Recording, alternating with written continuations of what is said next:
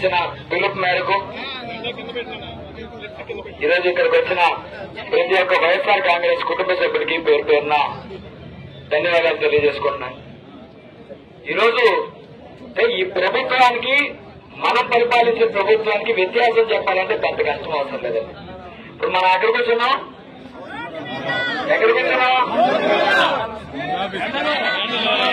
MRO office దగ్గరికి వచ్చి మన ఒక వినతి పత్రం ఇద్దామంటే చూడండి కొద్ది జరగదని అది పరిస్థితి. అంటే ప్రజలు టైం ఉందండి కొద్దిగా చెప్పండి, మళ్ళీ రాత్రి అని చెప్తారు. ఇప్పుడు మనకంత దౌర్భాగ్య స్థితి అంటే టీవీ పని రాత్రి లాగా మార్చేసి రాత్రి వచ్చారని చెప్పగలరు.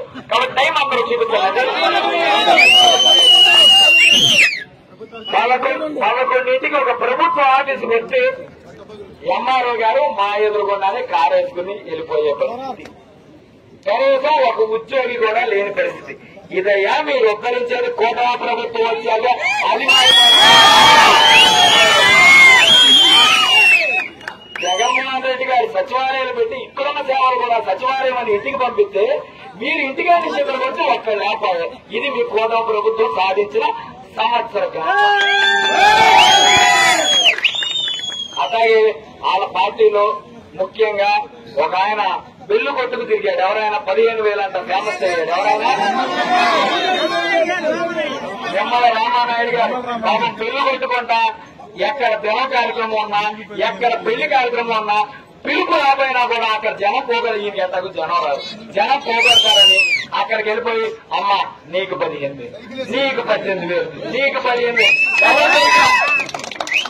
వాళ్ళు అనుకున్నారు ఈ నాన్న వడ్డీకి ఏమన్నా తీసుకున్నాడు నా దగ్గర డబ్బులు కానీ మా ఆయన దగ్గర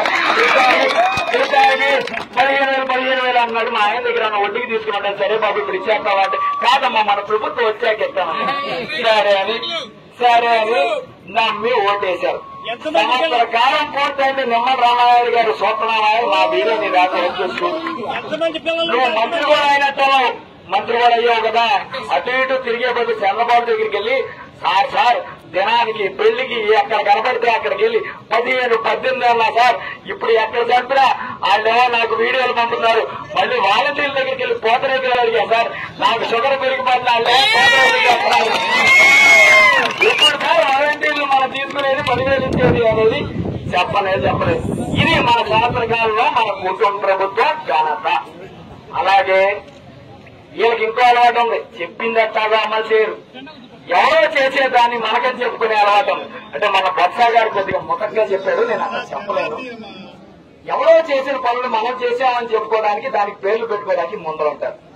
అసలు కొల్లు రవీంద్ర గారి హయాంలో పోర్టు ఏం చేసావయ్యా అంటే వెళ్ళి చివరి రోజు ఫిబ్రవరిలో ఎలక్షన్ ఏప్రిల్లో అనగా ఫిబ్రవరిలో 4 మిషన్లు తిప్పేసి చంద్రబాబు గారితో కొబ్బరికాయ కొట్టించేసేసి పెద్ద శిలా పథకం వేయించాడు.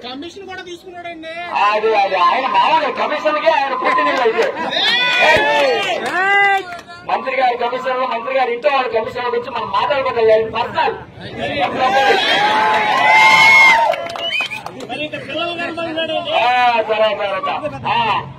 మనం పోర్టు పనులు మొదలుపెట్టి పనులు సాగిస్తుంటే అసలు పోర్టు పనులే జరగట్లేదు అన్నాడు. మళ్ళీ ప్రభుత్వం రాగానే ఒక 6 నెలల వరకు పోర్టు వైపు వెళ్ళా. ఎందుకంటే ఆయనతో ఇందాక చెప్పాడు అది కుదిర్చుకోవాలా. తర్వాత 6 నెలలు టాటా కొద్ది కుదిరినట్టున్నాయి. గబగబా ఇన్ఛార్జ్ మంత్రుల్ని ఈయన కార్యకర్తలు వెళ్ళిపోయి పోర్టు అంతా కొన్ని 2-3 సంవత్సరాల కాలంలో పూర్తి చేసేస్తా అన్నాడు. అసలు మొదలు పెట్టింది ఎవరు? మొదలు పెడితే అసలు పనులే జరగట్లేదు అంటారు.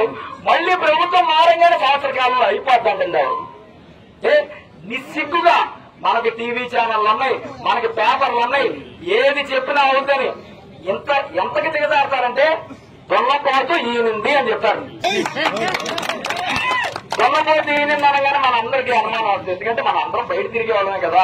దొంగపోతులు అనేది చంద్రబాబు గారు కొల్లురవీంద్ర గారు ఇంట్లోనే ఉండవుగా అందరికీ తెలుస్తుంది కదా. దొంగపోతు ఎట్టా ఈయనద్దండి మీరు అట్టా చెప్పడం తప్పు కదా అంటే కాదు మనం చెప్తే ఈయనది. చంద్రబాబు గారి విషయంతో కూటమి ప్రభుత్వంలో దొంగపోతు కూడా ఈయనది.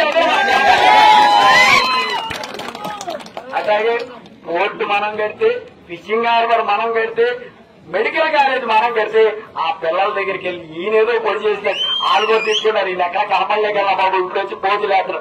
అమ్మా మెడికల్ కాలేజ్ పిల్లలు పాపం బయట పిల్లలు కదా, మా ఊరి గురించి తెలియదు, వచ్చినప్పుడు 4 ఫోటోలు ఇచ్చేసి పంపించేయండి అమ్మా, లేకపోతే ఫోటోలు వీడియోలు అయ్యేలాగా వదలరు. ఎలక్షన్ ముందు చక్కగా ఒక బోర్డు మీద నుంచి ఒక వీడియో పంపాడు, ఆ వీడియో ఒకటే చూసుకోవడానికి పనికొచ్చింది.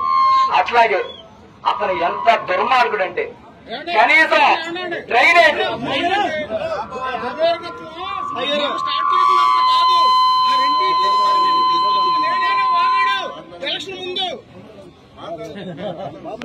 అలాగే డ్రైనేజ్ కి కోట్ల రూపాయలు శాంక్షన్ అయ్యాయని అబద్ధం చెప్పి రోడ్డు మీద చిన్న చెట్టుగా వ్యాపారాలు చేసుకునే బడ్డీ కొట్టును కొట్టేశాడు.